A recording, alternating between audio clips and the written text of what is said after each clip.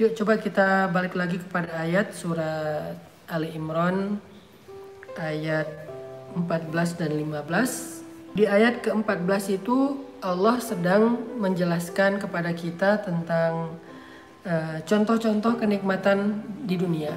Walaupun itu bentuknya simbolik ya, tidak detail semua hal, tapi dia mewakili beberapa contoh kenikmatan dunia. Dan kita mencintai itu. Hubbus syahwat minan nisa, kita mencintai pasangan kita, atau seorang laki-laki mencintai perempuan. Dan ini yang paling pertama disebut oleh Allah, karena Allah tahu banget ini yang paling sering kita bahas. Terutama buat jomblo kan, omongan yang paling menarik itu adalah masalah love, masalah perasaan, masalah cinta, masalah hubungan. Bahkan kita kalau nongkrong tuh mungkin ngomongin tentang masalah perasaan, masalah hubungan itu 80% atau 90%, 10%-nya ngomongin masalah yang lain. Dan kadang-kadang kalau lagi curhat tentang masalah hubungan, masalah perasaan itu bisa semalaman sampai menjelang subuh. Kuat gitu. Kenapa? Karena ada hubus syahwat. Ada rasa gairah yang luar biasa terhadap lawan jenis. Atau bahkan yang belum jadi siapa-siapa. Sehingga itu menjadi sesuatu yang sangat berpengaruh dalam kehidupan kita. Makanya Allah sebutkan di awal, zuyyina linnas, dirasa indah oleh manusia, hubbus syahwati minan nisa, rasa cintanya kepada lawan jenis. Ini juga yang kita rasain selama ini kan. Ini juga yang menggairahkan kita untuk kita obrolin sama ini kan. Bahkan bukan hanya para jomblo, yang udah nikah pun masih senang membicarakan ini, masih sangat menikmati masalah ini. Dan itu bukan sesuatu yang aneh, manusiawi. Tetapi Allah pengen ngasih tahu ke kita bahwa itulah dunia. Kita mencintai lawan jenis, ya. Tapi apakah akhirat? Nggak ada yang kayak gitu. Ada, bahkan lebih baik kata Allah. Di ayat 15 kata Allah, "A'unabbi'ukum bi khairin min dzalikum?" Mau nggak aku kasih tahu yang lebih baik daripada itu? Di sini Allah pengen ngasih tahu bahwa ternyata di akhirat masalah percintaan, masalah hubungan itu lebih menarik daripada di dunia. Kenapa Allah bilang cinta di akhirat itu lebih menarik, lebih baik, lebih romantis daripada di dunia? Sehingga kalau kita yang senang dengan tema cinta, harusnya kita lebih mencintai akhirat daripada dunia. Karena cinta di akhirat itu lebih keren daripada di dunia. Kenapa kok cinta di akhirat itu lebih keren? Lebih romantis, lebih menarik, lebih baik? Banyak jawabannya. Satu, karena cinta di sana itu adalah cinta sejati. Cinta di dunia ini masih banyak modus, masih banyak maunya, masih cinta yang penuh dengan transaksi lah. Kita memberikan sesuatu dan kita mengharapkan sesuatu. Cinta di dunia ini mudah berubah, perasaan orang itu mudah sekali berubah. Tapi di akhirat, cinta sejati. Kenapa dibilang cinta sejati? Satu, di dalam hati pasangan kita di akhirat gak ada nama lain selain nama kita. Di akhirat pasangan kita gak punya perasaan secuil pun kepada yang lain. Kagum aja gak? Kalau di dunia kan kadang-kadang pasangan kita masih sering membandingkan kita dengan orang lain. Walaupun dia gak mencintai orang lain, tetapi dia masih suka membandingkan kita dengan orang lain. Itulah dunia. Itu kata Allah, "A'unabbi'ukum bi khairin min dzalikum?" Maukah aku tunjukkan yang lebih baik daripada itu? Cinta yang lebih baik daripada cinta dunia, cinta di akhirat. Dan kita akan memiliki cinta di akhirat. Punya hubungan cinta di akhirat. Dengan siapa? Dengan pasangan halal kita. Dengan siapa kita akan berpasangan di akhirat? Dengan pasangan di dunia yang solih-solihah. Tetapi Allah akan perbaiki perasaan mereka nanti di akhirat. Akan diperbaiki perasaannya. Jadi gak terganggu lagi. Dan cintanya abadi. Romantisnya tuh abadi. Sifatnya tuh menyenangkan banget. Kita di akhirat itu gak pernah bertengkar dengan pasangan. Tapi walaupun gak pernah bertengkar, kita juga gak pernah bosan kepada pasangan. Di dunia ini kadang-kadang kalau gak bertengkar jadi bosan ya. Kadang-kadang pertengkaran itu bagian dari cara kita untuk menyegarkan hubungan kadang-kadang, walaupun gak disengaja. Soalnya kalau habis bertengkar, biasanya tiba-tiba jadi lebih romantis, lebih hangat lagi tiba-tiba. Tapi di akhirat, kita gak bakal pernah bertengkar dengan pasangan, tapi juga gak bakal pernah bosan. Bertengkar enggak, ribut enggak, bete enggak, baper enggak, tapi bosan juga enggak. Terus apa yang kita rasakan? Seperti cinta saat baru pertama, selamanya kayak gitu. Kayak baru kenal, kayak baru pandangan pertama, kayak baru nikah hari pertama, bulan madu, kayak gitu aja sepanjang masa, selama-lamanya, kayak bulan madu terus sepanjang masa. Gak ada rasa cemburu, apalagi dengan bidadari, gak ada. Allah cabut semua perasaan yang mengganggu hati kita. Cemburu, iri, dengki, marah, baper, dicabut semua.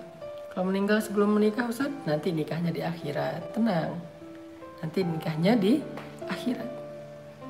Karena di akhirat itu gak ada jomblo. Di surga itu gak ada jomblo. Di surga itu semua orang berpasang-pasangan. Jadi gak ada yang baper, gak ada yang diem sendiri, gak ada yang mojok karena dia gak ketemu pasangannya, gak ada yang jomblo sampai usia lanjut, gak ada. Gak ada yang dibully gara-gara masih sendiri sementara gengnya udah pada nikah. Gak ada yang gak berani ketemu di reunian gara-gara dia masih sendiri, gak ada. Dicabut semua perasaan yang gak nyaman. Yang menikah 2 kali pasangannya yang gimana? Yang paling baik akhlaknya. Makanya jadilah seorang pasangan yang paling baik akhlaknya. Sehingga kalau ditakdirkan salah satu di antara kita harus menikah 2 kali, mungkin kita meninggal duluan atau pasangan kita meninggal duluan, lalu yang masih hidup akan nikah lagi misalnya, maka pasangannya di akhirat adalah yang paling baik akhlaknya. Memang ada riwayat yang mengatakan yang paling belakangan, tetapi saya lebih memilih pendapat yang paling baik akhlaknya. Dialah yang menjadi pasangan di akhirat. Intinya apapun kesenangan yang kita dapatkan di dunia, mau itu masalah hubungan dengan percintaan, masalah punya keturunan wal banin, masalah rumah wal qanatiril muqantarah, atau masalah perhiasan minaz zahabi wal fiddah, atau masalah kendaraan wal khailil musawwamah, atau masalah peliharaan wal an'ami wal hars, atau masalah kebun, ladang, kerjaan, profesi, karir. Semua mata'ul hayatid dunia, semua kesenangan dunia itu gak ada apa-apanya dibandingkan akhirat. Itu yang Allah pengen sampaikan di ayat 14 dan 15. Allah lagi ngajarin kita tentang belajar mencintai akhirat. Karena akhirat memang lebih baik. Semua yang kita nikmati di dunia, itu di akhirat ada dan lebih baik. Semuanya. Semua yang baik-baik, yang menyenangkan, yang kita nikmati di dunia, itu semuanya ada di akhirat dan lebih baik. Apa yang paling kita sukai dari kehidupan dunia? Apa? Ya kayak tadi jawabannya, oh cinta Ustaz. Karena itu yang membuat saya happy, itu yang membuat saya bergairah, itu yang membuat saya mau berkorban, itu yang membuat saya senyum-senyum sendiri, itu yang membuat saya berbunga-bunga. Cinta Ustaz, itu yang paling indah di dunia. Itu yang paling saya sukai di dunia adalah perasaan cinta kepada pasangan. Maka di akhirat itu juga ada, bahkan lebih baik, lebih kekal, lebih romantis, lebih keren, lebih banyak kenangan, lebih banyak cerita, lebih banyak adegan-adegan indah di akhirat. Apa sih yang paling indah dari hubungan cinta? Bercinta. Di akhirat ada bercinta. Dan bercinta di akhirat ini bukan sesuatu yang vulgar yang saya pengen sampaikan, karena ada hadisnya. Kekuatan laki-laki di akhirat itu setara dengan 10 kekuatan laki-laki di dunia. Ada riwayat 100, ada riwayat 1000. Allah alam, yang jelas satu laki-laki di surga itu lebih kuat daripada sekian laki-laki di dunia, sehingga dia gak akan pernah merasa gak puas. Begitu juga dengan pasangannya. Jalan-jalan, bulan madu. Di dunia kita mau bulan madu modalnya gede, sehingga kita paling bisa merencanakan yang terbatas. Ada yang cuma bisa jalan di dalam kota, ada yang keluar kota, ada yang keluar negeri. Tapi sejauh apa sih keluar negeri?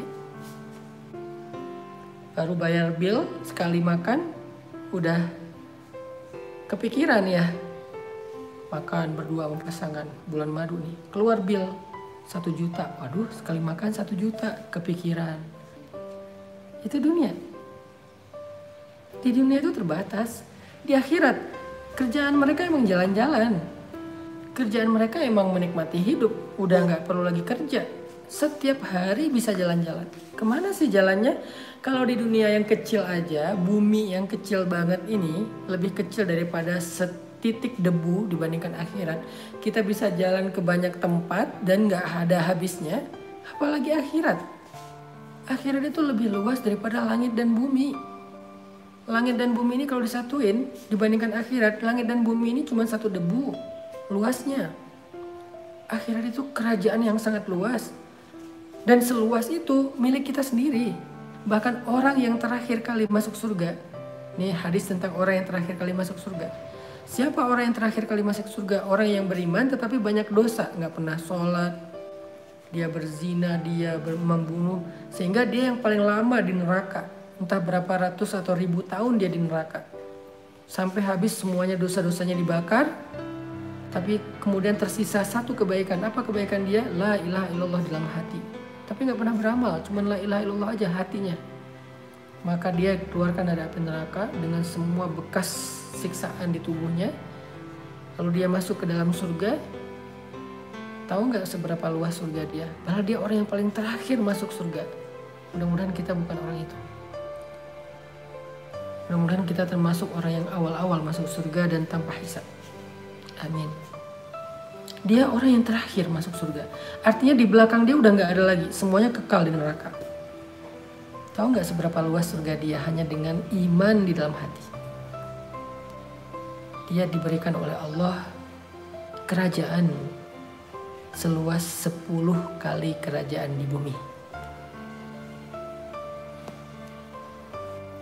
Di dunia ini ada gak orang yang punya kerajaan satu bumi? Gak ada. Seluas apa sih imperium yang pernah ada di muka bumi? Babilonia salah satu yang gede, cuma menguasai setengah bumi. Inggris Raya cuma menguasai setengah bumi. Mongol cuma menguasai sepertiga bumi. Islam, khilafah Islamiyah cuma menguasai hampir setengah bumi. Saya belum pernah dengar dan memang gak ada raja di dunia ini menguasai satu bumi utuh, gak ada. Sekarang kalau kita lihat raja-raja modern, Uni Emirat Arab, Qatar, Kuwait, dan beberapa negara-negara kerajaan yang ada di bumi sekarang, baik di Arab atau di Eropa, seberapa luas kerajaan mereka? Kecil kan? Tapi itu aja rasanya udah agung banget, megah banget, kita sampai terbelalak, kita kita melongo ngelihat kerajaan mereka yang luar biasa. Seorang raja Arab itu naik mobil yang harganya entah berapa puluh M dan dia punya entah berapa lusin di garasi mobil kayak gitu. Dia punya yacht sendiri, dia punya kapal pesiar sendiri yang harganya mungkin 500 miliar harga satu kapal. Punya pesawat pribadi yang harganya juga sekian ratus miliar. Itu aja kita ngerasa udah wah beruntung banget ya dia. Padahal dia cuma dapat sebagian kecil dari dunia. Kalaupun dia dapat satu bumi dan itu nggak ada, itu masih kalah dengan orang yang terakhir kali masuk surga. Karena dia punya kerajaan, bukan tanah, tapi kerajaan. Arti kerajaan itu udah ada bangunannya, udah ada tamannya, udah ada fasilitasnya, udah ada semuanya dengan luas 10 kali kerajaan di dunia. Jadi kalau ada yang nanya jalan-jalan kemana, dia harus belajar tentang surga. Apa itu surga? Ma la ainun ra'at wa la udhunun sami'at. Yang gak dilihat mata, yang gak didengar telinga, wala khatara ala qalbi bashar, yang gak pernah terbersit dalam perasaan atau jiwa manusia. Itu yang terakhir. Gimana yang awal-awal atau tengah? Kerajaannya lebih luas daripada bumi dan langit. Jadi kalau mau dibilang hal yang paling indah dari cinta itu adalah jalan-jalan, kita gak akan kekurangan tempat yang indah untuk jalan-jalan di akhirat. Jadi sabar buat pasangan halal yang mungkin masih kehidupannya pas-pasan, Buat seorang istri yang suaminya pendapatannya pas-pasan, itu cuma urusan dunia. Jangan terlalu kecewa. Jangan terlalu berharap secara berlebihan. Berharap sih boleh, tapi jangan berlebihan. Karena ketika kita sabar, seorang istri sabar, seorang suami bersungguh-sungguh, nanti mereka akan menikmati kehidupan yang lebih romantis di akhirat selama-lamanya. Masih bisa kajian bareng Ustadz? Kita bisa ketemu Rasul di akhirat. Makanya banyak sholawat supaya jatah ketemunya lebih banyak. Karena yang mau ketemu sama Nabi itu banyak. Seluruh umat Islam, bahkan para anbiya, umat-umat terdahulu juga pengen ketemu Nabi. Terus gimana kita bisa ketemu Nabi ketika semua orang bertemu dengan Nabi? Banyak sholawat. Semakin banyak kita sholawat, dua caranya. Satu, banyak sholawat. Dua, banyak terlibat dalam memperjuangkan warisan Nabi, yaitu agama Allah. Semakin kita setia berjuang meneruskan warisan Nabi, perjuangan Nabi, dakwah, kemudian kita banyak salawat, insya Allah semakin besar kesempatan kita untuk sering ketemu dengan Nabi. Apalagi kalau kita suka menyantuni anak yatim, kasih makan mereka. Insya Allah saya pengen banget nanti ketika pesantren udah jadi, saya pengen sebanyak mungkin anak yatim kita santuni di pesantren itu. Membelai mereka, makan bareng dengan mereka, ngajarin mereka ngaji, ngajarin mereka hidup. Anak yatim. Karena kata Nabi, aku dengan orang yang menyantuni anak yatim itu begini nanti di akhirat. Sehingga kita bisa dekat sama Nabi nanti di akhirat. Beres ketemu Nabi, pulang ke istananya sama istrinya berdua keliling, jalan-jalan. Pakai apa jalan-jalan, kendaraannya apa Ustaz? Kendaraannya macam-macam. Cahaya yang paling enak gitu, karena kendaraannya bisa cepat kemana aja. Dan itu baru surga kita sendiri loh. Belum surga pasangan kita. Belum surga anak-anak kita. Belum surga keluarga besar kita. Baru surga kita sendiri aja udah seluas langit dan bumi. Nanti kita tinggal tanya sama pasangan kita, kita mau tinggal di rumah siapa nih? Ke surga aku aja yuk. Ke surga dia. Ke surga saya aja Pak, kata si anak. Ke surga anak. Kan kekurangan tempat? Enggak. Jadi kita bisa jalan-jalan ke surga saudara kita, keluarga kita, anak kita, dan kita kayak lebaran aja tiap hari. Lebaran hari pertama, habis sholat id rasanya gimana?